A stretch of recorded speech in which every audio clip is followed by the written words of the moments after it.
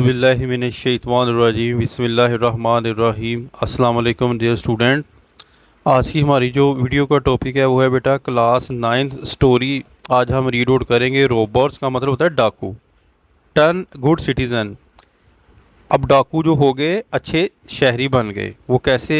एक वाक़या है हज़रत शेख अब्दुल कादिर जिलानी का, तो उसको रीड आउट करेंगे। बहुत ही प्यारा जो है वो ये एक वाक़या है। तो लेट्स स्टार्ट, शुरू करते हैं। हज़रत Sheikh Abdul Qadir Gilani, God be pleased with him, अल्लाह ताला की इन पर रहमत नाज़िल हो, went out on a journey, सफ़र पर रवाना हुए अपने जो है वो काफ़िले के साथ। हिज मदर एडवाइज, इसकी माँ ने इनको नसीहत की, to speak the truth always, हमेशा सच बोलना। अ गैंग ऑफ रोबर, एक जो है वो गैंग यानी कि ग्रोह डाकुओं का, फिल ऑन हिज कारवैन, आपके जो है वो काफ़िले के ऊपर जो है वो टूट पड़ा। And looted every one of them, और हर एक को जो है वो लूट लिया। और रोबर, एक डाकू, केम टू हिम, आपके पास आया और कहा, पूछा हिम आपसे, इफ़ ही हैड समथिंग, क्या तुम्हारे पास कुछ है या तुम कुछ रखते हो?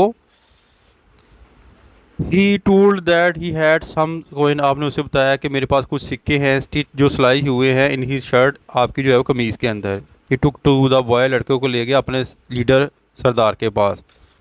The leader ask him why he had not denied, तुमने क्यों इनकार ना किया, ऑफ हैविंग मनी, के अपने जो है वो जो तुम्हारे पास रुपया उससे जो है इनकार क्यों ना कहा किया।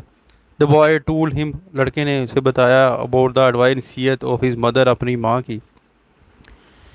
It had a deep effect, इसने गहरा असर डाला, ऑन हिम, आप पर। ही फील्ड सॉरी, उसने